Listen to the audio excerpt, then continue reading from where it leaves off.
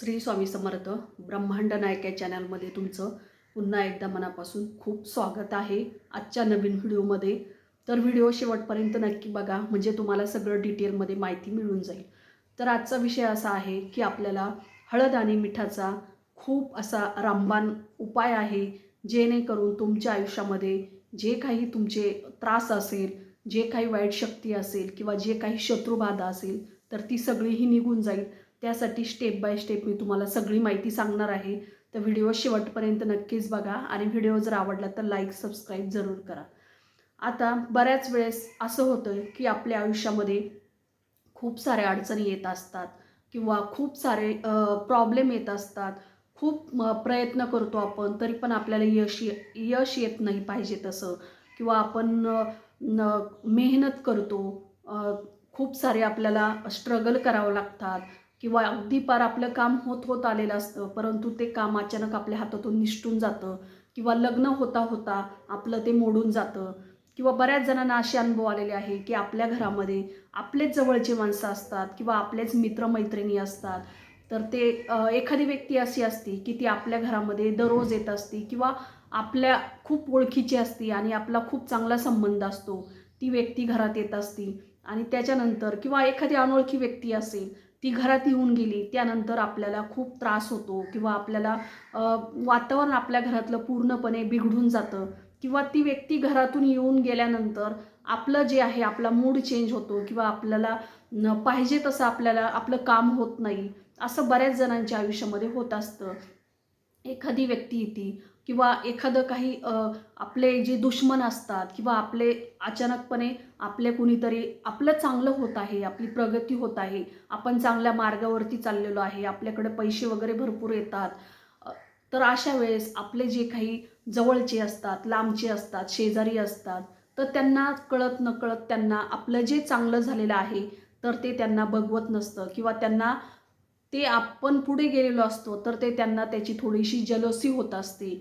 तर अशा वेळेस ती व्यक्ती आपल्याबरोबर खूप गोड बोलत असते, परंतु त्या व्यक्तीच्या मनामध्ये आपल्याविषयी खूप असे निगेटिव्हिटी असते, किंवा आपलं वाईट व्हावं हा हा विषय त्या नेहमी सतत त्यांच्या मनामध्ये चालू असतो, किंवा याचं खूप चांगलं झालेलं आहे, याचं का असं होत असतं, माझं का होत नाही, मी तर खूप प्रयत्न करते, माझं तर मी तर खूप सारे कष्ट करते पण माझं होत नाही, यांनाच का प्रत्येक वेळेस यश येतं, किंवा एखादा अभ्यासात हुशार असेल किंवा एखादा प्रगती व्यवसाय चांगला चाललेला असेल किंवा एखादा नोकरीत त्याला पटकन यश येत असतं, किंवा एखाद्या व्यक्तीला लग्न जुळण्यासंबंधी चांगले स्थळं येत असतात, तर मग त्याच्यावरून बऱ्याच जणांनी आपले शेजारचे असतात किंवा आपले जे शत्रू असतात, जे कधी काळी आपल्याला त्यांचं वैर झालेलं असतं, असे बरेच जण असतात की ते आपल्या वाईटावरती टपलेले असतात, आपल्या तोंडावरती खूप गोड गोड बोलतात, परंतु आपल्यालाही माहीत नसतं की ती व्यक्ती आपल्याला त्रास देणारी असते किंवा तिच्या मनामध्ये आपल्याविषयी वाईट भावना असतात,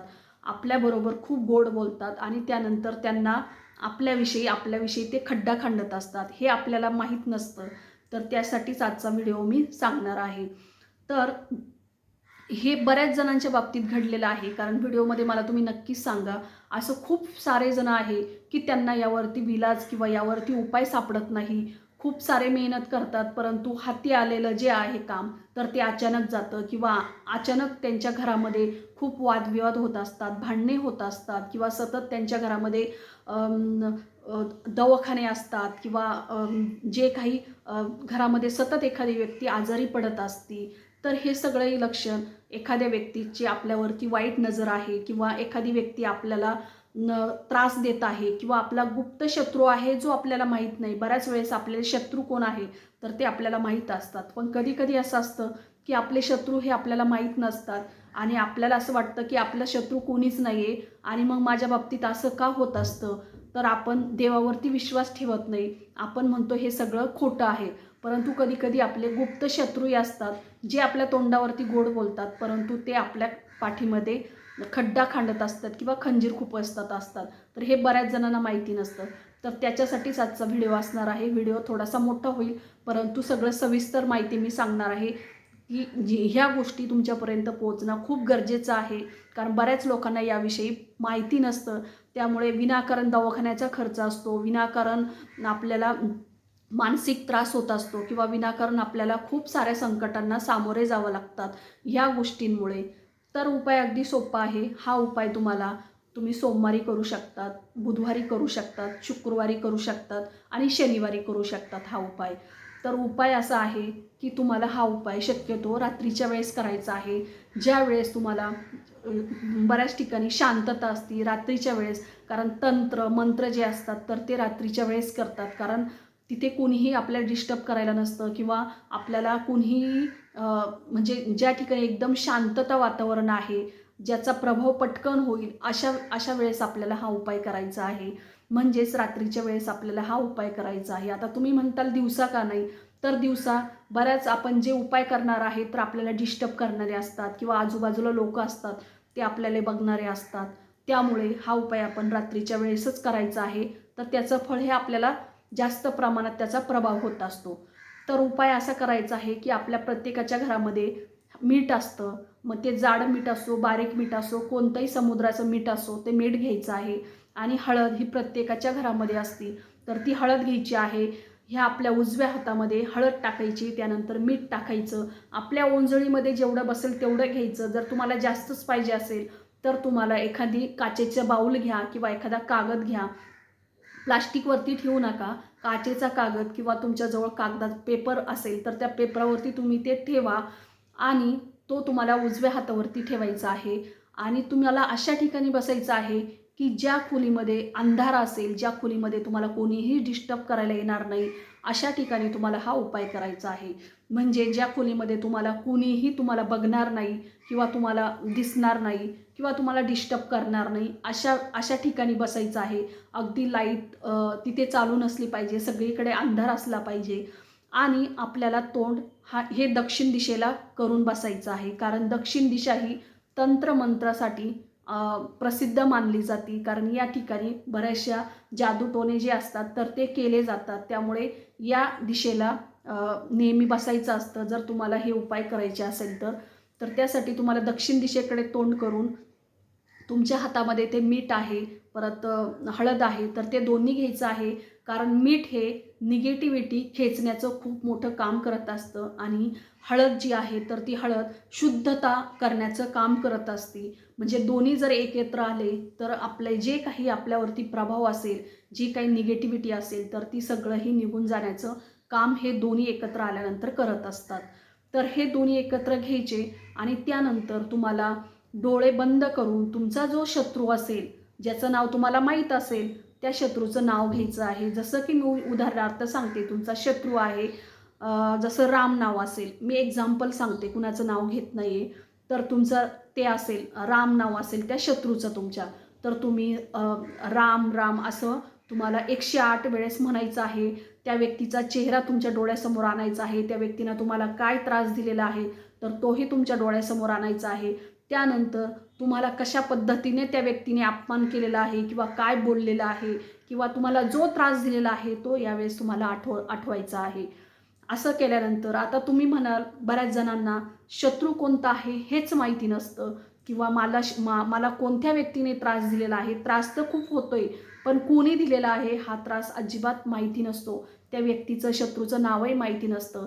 तर अशा वेळेस तुम्हाला डोळे बंद करून ओम सर्व शत्रू विनाशाय असं हे मंत्र म्हणायचं आहे. आणि तुम्हाला जो होणारा त्रास, आतून जो तुम्हाला जो त्रास होत आहे तर तो त्रास आठवायचा आहे. आणि ओम शत्रू विनाशाय नमः, ओम शत्रू विनाशाय नमः असं म्हणायचं आहे. म्हणजे जो कोणी शत्रू असेल तुमचा अज्ञात, जो तुम्हाला माहिती नसेल, त्या शत्रूपर्यंत हे पोहोचत असतं. आणि हे सगळं झाल्यानंतर तुम्हाला 108 वेळा त्या व्यक्तीचं नाव घ्यायचं. ते झाल्यानंतर तुम्हाला जी मूठ आहे आपली अशी, तर ती तुम्हाला जशी आपण नजर उतरवतो त्या पद्धतीने तुम्हाला अशी डोक्यावरून अशी 7 वेळेस तुम्हाला ते हळद मिठाने तुमची दृष्ट काढायची आहे. असं गोल गोल 7 वेळेस तुम्हाला फिरवायचं आहे. आता हे फिरवल्यानंतर बऱ्याच जणांना असं वाटतं की म्हणजे जशी आपण नजर काढतो किंवा उतारा काढतो त्या पद्धतीने, म्हणजे घड्याळाच्या दिशेनुसार तुम्हाला हे फिरवायचं आहे. आणि हे घेऊन सरळ तुम्हाला, जर तुम्ही शेतात राहत असेल तर तुम्ही एखाद्या नदीमध्ये, नाल्यामध्ये किंवा पाण्याच्या ठिकाणी तुम्हाला हे टाकायचं आहे. परंतु जर तुम्ही फ्लॅटमध्ये राहणार असेल किंवा सिटीमध्ये राहणार असेल तर तुम्हाला हे घेताना तुमच्या हातातलं खाली पडलं तर त्याच्याकडे लक्ष द्यायचं नाही आहे, किंवा तुम्हाला जाताना तुमच्या बाथरूममध्ये असेल किंवा तुमचं जिथे पाण्याचा जास्त प्रवाह असेल त्या पाण्याच्या प्रवाहामध्ये तुम्हाला जे मीठ आहे, हळद आहे, तर ती टाकून द्यायची आहे. त्याच्याकडे आपल्याला बघायचं नाही, किंवा आपण पुढे चालत असताना पाठीमागे बघायचं नाही, किंवा कुणाशीही हे करत असताना कुणाशीही आपल्याला संवाद साधायचा नाही, किंवा कुणाशी बोलायचं नाही आहे, किंवा 4 रस्ते असेल त्या ठिकाणी टाकायचं आहे. ही क्रिया करत असताना कुणाचाही चेहरा बघायचा नाही, किंवा कुणाशी बोलायचं नाही, किंवा मागे वळूनसुद्धा आपण बघायचं नाही आहे. तर हे न बोलता आपल्याला हे विसर्जित करायचं आहे पाण्यामध्ये. तर जसं जसं तुमचं हे पाण्यामध्ये विसर्जित होईल, जसं एखाद्या नाल्यामध्ये एखादं गटार असेल त्याच्यामध्ये तुम्ही हे विसर्जित करतात, तसं तसं तुमचा जो त्रास आहे, जो शत्रू आहे, तर त्याचा आपल्याला जो होणारा त्रास आहे तर तो हळूहळू कमी व्हायला मदत होत असते.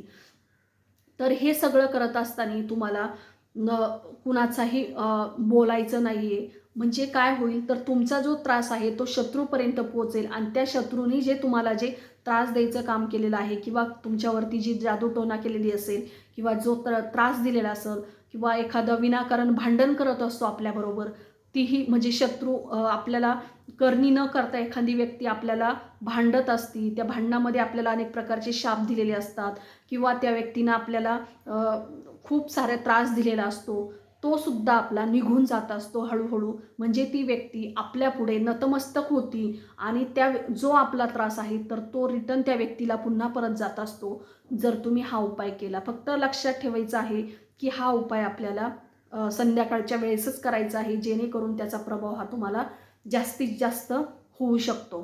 त्यानंतर आपल्याला हे सगळं झाल्यानंतर लक्षात ठेवायचं की आपण कुठल्याही प्रकारचा हा उपाय करत आहे तर तो कुणालाही सांगायचा नाही आधी, की मला त्रास होतो आणि मी असं उपाय करणार आहे. कारण तर तुम्ही हा जर त्रास होणारा जर कुणाला सांगितला आणि मी हा उपाय करणारा आहे असं जर सांगितलं, तर ती व्यक्ती आहे तर ती सावध होत असती, तिच्यापर्यंत ही वार्ता जात असते. त्यामुळे आपण कधीही कुणाला काही सांगायचं नाही. ठीक आहे, झाल्यानंतर तुमचा त्रास कमी झाल्यानंतर तुम्ही बाकीच्यांना सांगू शकतात की मी असा उपाय केल्यामुळे माझा हा त्रास कमी झाला. परंतु जोपर्यंत तुमचं काम होत नाही तोपर्यंत तुम्ही कुणालाही सांगायचं नाही, आणि शक्यतो रात्रीच्या वेळेस करायचा आहे हा उपाय. आणि हा उपाय खूप सोपा आहे, जेणेकरून तुमचा जे शत्रू आहे तर तो तुमच्यापुढे नतमस्तक होईल, आणि तुम्हाला जो होणारा त्रास आहे तर तो कमी होईल. तर अशाच पद्धतीने नक्की तुम्ही हे उपाय करा. कारण बऱ्याच जणांचा यावरती विश्वास नसतो, परंतु काही गोष्टी अशा असतात की ह्या अशा पद्धतीने जर केल्या तर त्याचा नक्कीच फायदा होत असतो. श्री स्वामी समर्थ.